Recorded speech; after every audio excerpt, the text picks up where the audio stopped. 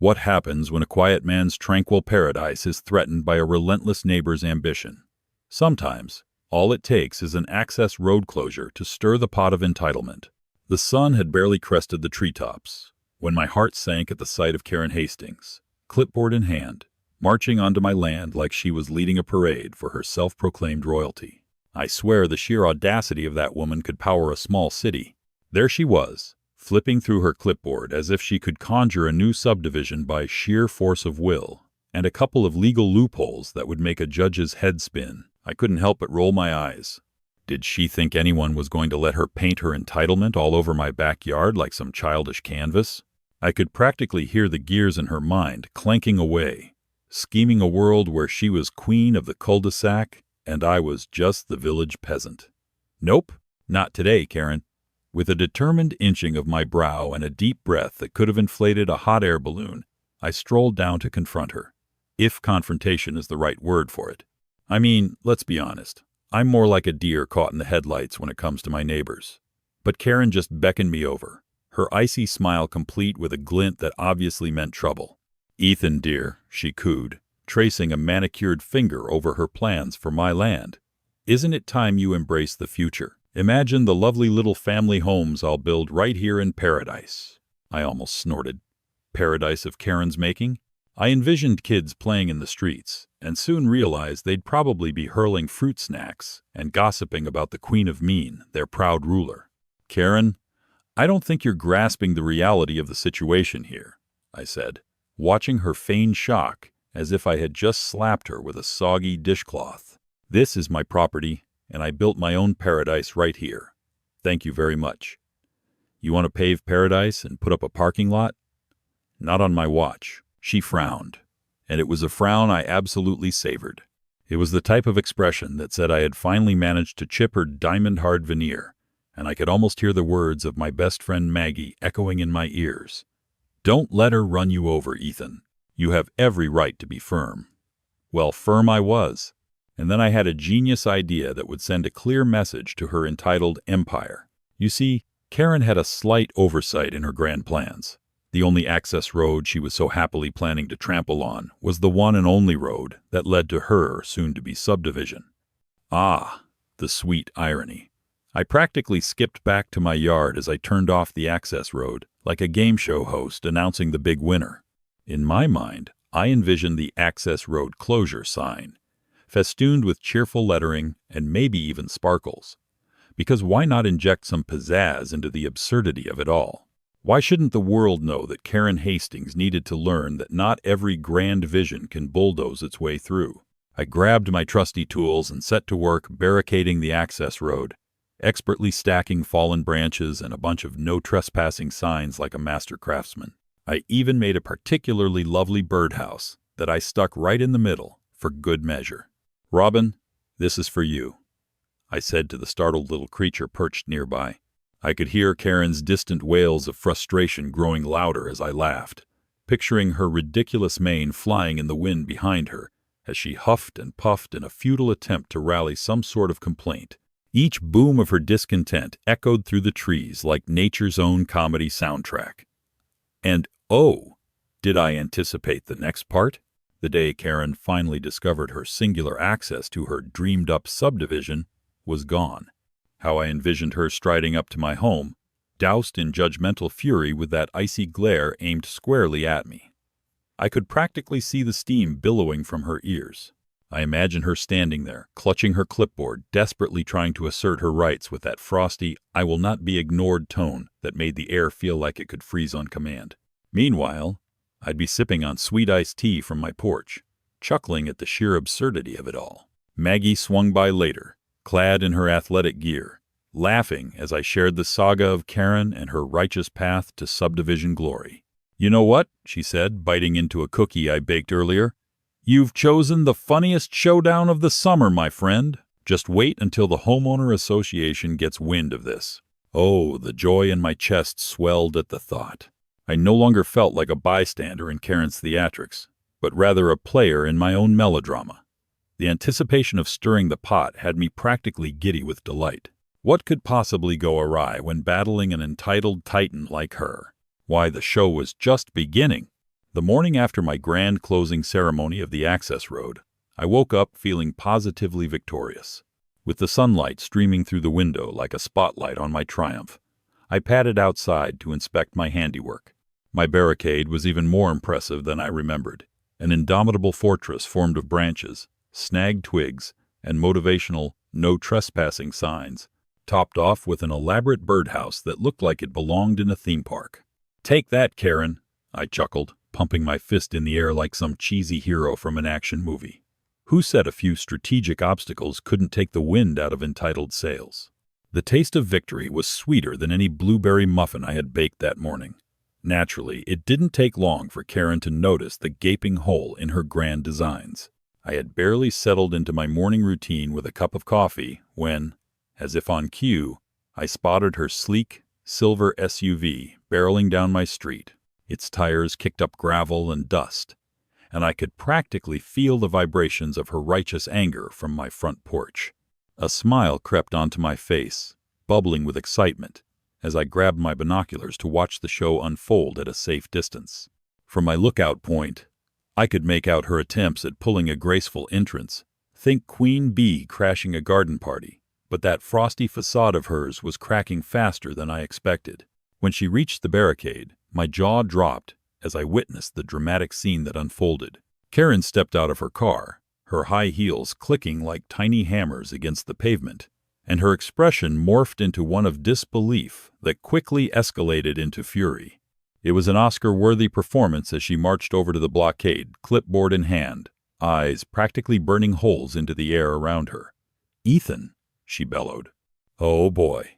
I could almost hear the echo of her voice bouncing off the trees, disrupting the peaceful morning, like a car alarm at 4 a.m. What in the world is the meaning of this? The pitch of her voice climbed a few octaves, and I expected birds to flee from their nests in terror. With a self-satisfied grin, I decided to take my time before responding. Being the mild-mannered guy that I was, confrontation was not typically my forte, but this felt different. I casually strolled towards my barricade, raising my hands in mock innocence, as if I'd just happened to stumble upon her in need of assistance. "Oh, hey, Karen. What brings you to my little corner of paradise this fine morning?" I chirped, feigning ignorance while trying to suppress my amusement. "Looks like you've hit a bit of a roadblock, huh?" The irony rolled off my tongue like syrup, and I almost dropped to my knees laughing at the sheer absurdity of it all.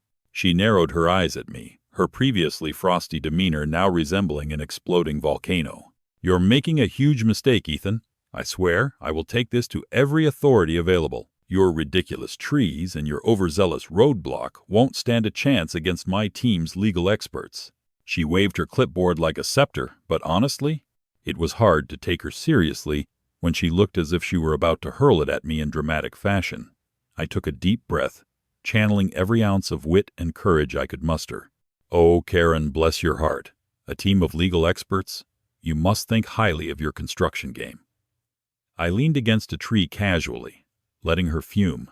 "But I mean, it's a little tricky when your teams can't even access the land, don't you think?" With each word of hers, I felt more emboldened. As the flap of her perfectly manicured lips quivered with indignation, I couldn't help but revel in my position. "I appreciate you wanting to create a lovely neighborhood who wouldn't want to live next to me," I added with a wink. Her reaction was like a ball of fire. Her disbelief reached epic proportions as she stomped around to inspect my barricade like a child witnessing a crumbled sandcastle. Who knew she had such an aptitude for melodrama? "This isn't over, Ethan," she warned, her eyes narrowing into a steely gaze that could probably scare a bear off. "I will have my development project, and there is nothing you can do about it." Ah, but a carrot isn't the best tool for a bull, is it? The moment felt like an explosion of victory, invigorated by the thoughts of Maggie cheering me on from the sidelines. Karen may have felt like a titan at the moment, but I was only getting started. I reveled in my position like a mischievous child with a classic water balloon poised for takeoff, ready to pop her self-righteous bubble. Could I keep this up? Of course. The grand showdown was just heating up. Plus, I had changed my birdhouse's decor to announce the ongoing drama. After all, I was ready to serve the best show in town. I couldn't wait to see what would happen next. As I tossed aside my binoculars, convinced Karen's incredulity was the best show in town, Maggie came bounding over along the gravel path, her ponytail swishing like a cheerful flag. "Ethan, you wouldn't believe the sight I just saw," she exclaimed, hardly able to contain her laughter as she gestured toward the magnificent barricade I had built. I couldn't help but beam with pride. My masterpiece was finally getting the recognition it deserved. "Oh, you mean the world's greatest construction project?" I replied with a dramatic flair, thrusting my arms out as if to embrace my newfound glory. "I think it deserves a name. How about the Great Ethan Wall of Triumph? A fitting title, don't you think?" I grinned, and Maggie burst out laughing, a sound that was sweet music to my victory-laden ears. Maggie leaned against a tree, giggling as she caught her breath. More like the Great Karen cancellation. I mean, I'd pay to see the look on her face every time she realizes she can't get her precious construction crew through your ingenious blockade. Now this was the kind of camaraderie I thrived on. Fast friends and a little bit of mischief was just what my simple life needed, especially after being played like a pawn in Karen's domineering game of real estate chess. I felt invincible, the carefree breeze enhancing my spirits like the refreshing zing of lemonade on a scorching summer day. Just think of all the birdhouses I can build while we wait for Karen's next move. It's like a chapter straight out of a comic book, a supervillain thwarted by the art of carpentry, I declared, my imagination running wild with the possibilities as the sun glared down on my humble kingdom of twigs and stubbornness. Maggie's bright eyes sparkled with mischief, and she nudged my arm playfully. "You know, she's going to come back swinging. There's no way she'll let this slide." I took a deep breath, the weight of impending battles setting in, but that fiery determination danced through me like the light crashing through a stained glass window. "Oh, I'm counting on it. The more she rages, the wittier I get. And who doesn't love a good showdown?" I laughed, imagining Karen glaring at me from the other side of my fortress, while hurricane winds tried to tear her frosty demeanor apart. Besides, if I can pour my frustrations into birdhouses as designed by epic architecture, it'll at least keep my spirits up while I see how far she's willing to escalate this ridiculous feud. Little did either of us know, Karen was already plotting her grand comeback, potentially fueled by outrage, and possibly a few cups of high-octane coffee. Sure enough, before long, I spotted her. Let's get it done. Spirit embraced the chaos as she stormed into town. Glossy brochures of property schemes and blueprints clutched tightly in one manicured hand, as if they were talismans of impending doom. "Get ready for the airstrikes," I joked, as Maggie interpreted this as a serious warning. "You think that a flyer contributes to her case? You really think she's got lawyers in her back pocket?" I couldn't help but feel both excitement and a hint of fear. If her construction dreams are powered by entitlement, we'll need counterattacks of the most ludicrous sort, like announcing the opening of Birdhouseville. Before I could get lost in further architectural fantasies, my phone buzzed intensely in my pocket, breaking my train of thought. It was the county office, probably curious about the combination of barricade placement and Karen's hyperventilation levels. I motioned to Maggie with wide eyes, and her spirited nod signaled to buckle up for whatever reality show this could become. I didn't know I had to file an application for a bizarre neighborhood watch. Mystic cards and cosmic fates weren't needed to predict that the drama was only heating up. With every ounce of sarcasm I could muster, I answered their call, putting on my best debonair persona, the delightful Ethan, breezy but ever so slightly defiant. "Hello, this is Ethan Miller, master of whimsical wards and pioneer of neighborhood standing ovations. To what do I owe the pleasure?" The county office had a distinctly professional touch, which was a tad disappointing after my grandiose persona. "Mr. Miller, we've received some interesting reports regarding your blockade," a cool voice replied, as if judging my barricade solely from official papers rather than its artistic merit. "Can you clarify why it's been erected?" I couldn't resist a snicker. Armed with charm, I might just make a fool of myself while holding the fort at the same time. Oh, of course. I simply wanted to showcase my interpretation of community engagement. Who wouldn't want to invite the charming Karen Hastings into a birdhouse-filled community? I couldn't keep from laughing, and I could hear the operator stifle a giggle too. Sure, maybe I was treading in deep waters, but sometimes the absurdity of it all can save a sinking ship. I realized my strategic wall had turned into the delightfully confusing center of neighborhood chaos. Unruly laughter bubbled up as I jotted down ideas to document my war epics, complete with a colorful collection of exaggerated illustrations, if only to share with Maggie over tea. Ah, there's the heart of the matter, arises my dear liability, I thought. But fear not, Karen. There's a birdhouse above that harmless rubble called entitlement. Now, where's my paintbrush to memorialize our marvelous battle? I grinned, ready to capture the hilarity of it all while waiting to see what absurdity Karen would conjure next. The moment I hung up the phone, I couldn't help but let a wild laugh escape me as I gazed at the imposing structure that was my barricade. It felt more like the eagle's nest from which I would wage my whimsical war against Karen Hastings, a slightly less fearsome version of Gandalf on top of his tower. "You shall not pass," reverberated in my head as I imagined her, growing exponentially more flustered at every failed attempt to wiggle her way past my artistic fortress. The great Karen cancellation not only kept her at bay, but it had transformed our neighborhood into an unintentional comedy series, episode by episode, complete with my own brand of slapstick humor. I could practically hear the laugh track following every cliché confrontation. The pen was indeed mightier than the sword, especially if that pen had a gold tip, and Karen was armed to the teeth with quippy remarks about property rights. Maggie, observing my struggle for composure as I tried not to double over in laughter, chimed in, "It's a shame you left out the overhead projector, Ethan. We could showcase the latest episode live." She grinned, and I once again felt that warm spark of determination. And here I thought Karen would take her education from this barricade in stride. The interpretive dance of community engagement doesn't come with an instruction manual. Seriously, though, if someone had told me my summer would consist of barricading roads and trading verbal jabs with a woman decked out like she was about to host the Met Gala, I would have laughed them out of my yard. But here I was, a completely unwilling participant in the absurd theater of rural disputes, carrying the title of not-so-ordinary blockader. The wild scheming continued as I turned the situation into a brainstorming session with Maggie, who was secretly reveling in this newfound drama as much as I was.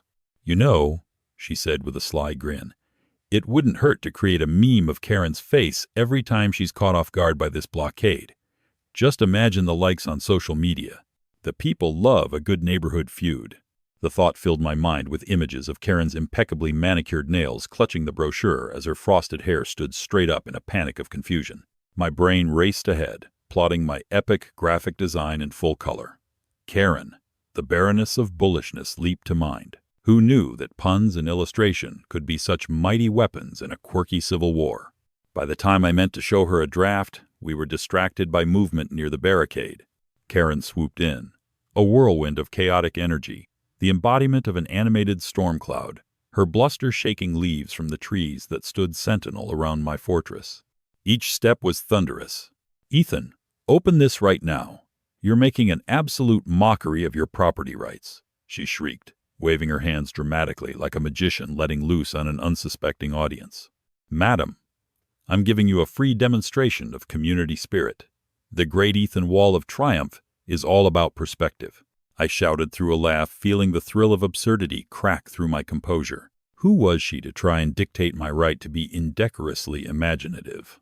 Maggie stifled laughter behind a nearby tree, her ponytail swishing with each suppressed giggle. The absurdity of the moment hit hard. There I was, a humble birdhouse builder, going toe-to-toe with the queen of entitlement, all while trying to maintain some semblance of calm. "This is priceless," I declared, and turned back to Karen, whose eyes flared with indignation. Everyone knows that property lines aren't merely physical. They're metaphysical, a brushstroke of light and humor across personal sanctums, like art that transcends the mundane. I brought my arms together, forming a shape that resembled something between an enthusiastic sun and an indecipherable abstract painting. Certainly, I may have lost some linguistic finesse in my dramatic delivery, but it was utterly undeniable that I'd mistakenly become the dramatic narrator of our neighborhood saga. "Metaphysical?" she roared, eyes widening with disbelief.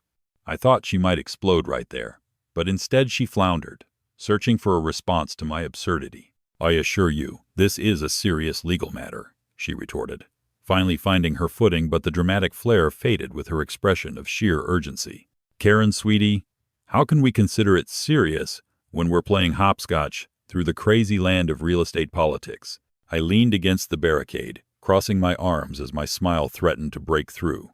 Maybe it was my rogue creativity through birdhouses that had put enough jest in my heart to match her icy composure, and poof. Just like that, I felt ready to take on whatever unpredictable narrative our neighborhood would spin next.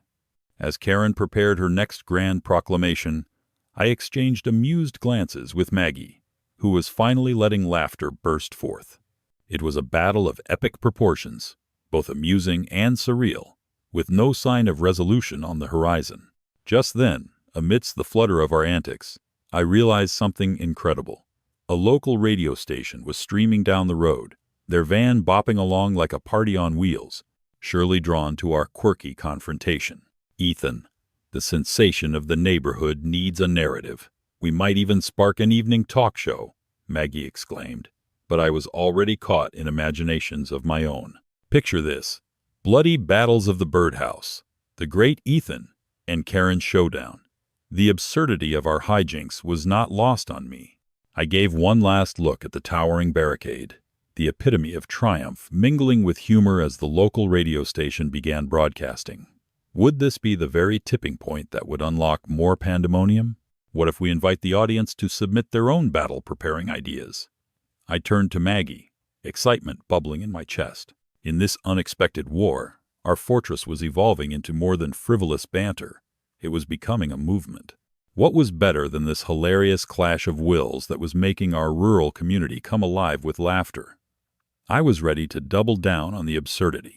The local radio station was nothing short of a miracle in our dusty, sleepy neighborhood, and as their van rolled up, complete with loudspeakers and an enthusiastic DJ spilling out colorful stories, I felt the air tickle with possibility. "This is it, Maggie. We can turn our battle of absurdity into a viral sensation," I exclaimed, motioning with exaggerated enthusiasm as the DJ hopped out and swiftly began setting up equipment alongside his slick-looking assistant. My ideas cascaded like a waterfall. We could have a poll to determine the best tactics against entitled neighbors, or even create a theme song inspired by our ridiculous feud. Who wouldn't love a catchy chorus about barricades and metaphorical standpoints of community rights? "We'll be the talk of the town," I added, practically vibrating with excitement, as Maggie furiously nodded her head in agreement. The DJ, noticing our ruckus, sauntered over with an intrigued smile. "What's the story behind this fortress?" he asked, gesturing toward my masterpiece of wood and will. I couldn't help but feel a wave of pride. This was my moment, the culmination of my laborious yet whimsical efforts. "Well, good sir," I began dramatically, drawing upon my inner bard, "this is the great Ethan Wall of Triumph, erected to fortify against the mighty Karen Hastings, the self-appointed Baroness of the Barricaded." The DJ laughed heartily, adjusting his headset, swooping his fingers to the side of his mouth like he was ready to deliver a live-action news report. "We might need some clips of you two in action," he exclaimed, and suddenly my mind flooded with visions of glitzy montages. Karen fumbling with property agreements and me wielding my verbal sword with cheeky quips. Meanwhile, the storm that was Karen continued to rumble in the background. Just as the DJ's excitement reached fever pitch, Karen could be seen pacing like a caged lion, her frosty demeanor contorting into denial as she squinted at the DJ's van. The absurdity heightened further when she pointed at the makeshift barricade with a look of disbelief, hands on her hips, almost daring me to dig my heels in deeper. "You think you can make me the laughingstock of this town?" she shouted, her voice rising with comic urgency. Little did she know, her attempts at intimidation were only feeding the whims of our theater. I leaned toward the DJ, my most serious sideshow voice slipping into my speech. "Now the audience, ladies and gentlemen, enters the final act where the drama unfolds." Maggie took this opportunity to theatrically point out the burgeoning crowd beginning to gather. "Oh, look, your subjects have arrived, Karen. Careful not to play the villain in your own show," she called, drawing humor from the absurdity of the provocative situation. People began to represent both sides of the barricade, all gathered in curious anticipation. Neighbors were exuding that delightful blend of amusement and camaraderie that only an unlikely quarrel can inspire. It was like we had unintentionally orchestrated an extraordinary production, a real-time performance of neighborhood politics dressed in bathrobe casual. My eyes darted across the throng of spectators. Karen's audacious posse was sending gossip like whispers my way, while others leaned in excitedly, entranced by the confrontation, popcorn metaphorically in hand. In the midst of the bubbling spectacle, inspiration struck as I glimpsed a cluster of children skittering about, utilizing my barricade as a makeshift jungle gym. They were giggling, dashing between the planks, and embodying the very spirit of imaginative play. "Look, even the kids know not to take this too seriously," I announced with a grin, a playful jab at Karen, who twitched at the memory of actual fun. The crowd erupted in laughter, and I pictured the DJ, clipboard in hand, scribbling notes furiously to seize this opportunity for a delightful soundbite. "This is going to be a wholesome daytime talk show for the ages," he exclaimed, almost gleeful at witnessing our absurd theater play out before him. I could already hear the catchy jingle forming.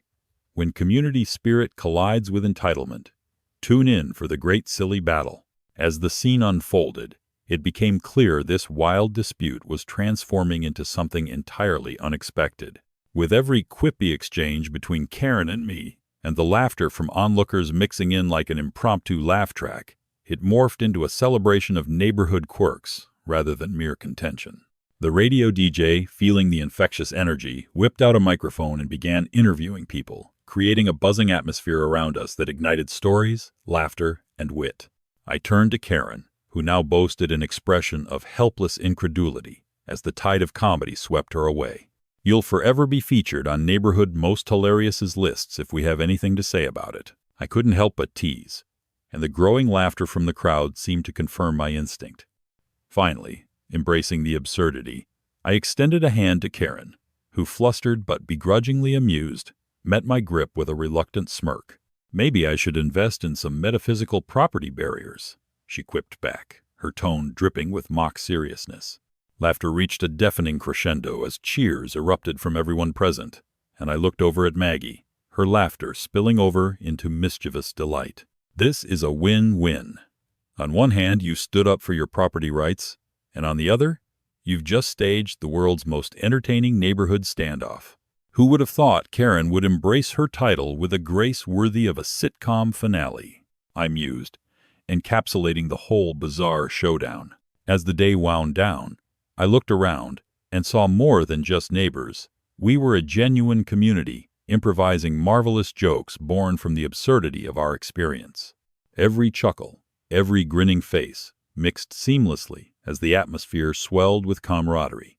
"So, when's the sequel?" I asked Maggie while staring back at the barricade with a mix of pride and disbelief. Even the children could be seen clutching makeshift blueprints on how to design their playforts in their backyards, some claiming it was their inspiration project. I chuckled, amusement rippling through me, a sense of victory coursing in waves around our transformed little world. Who knew my shared summer would end at the intersection of hilarity and community spirit? What else could we accomplish together, armed with laughter and a whimsical spirit, even against the daunting rise of a Karen?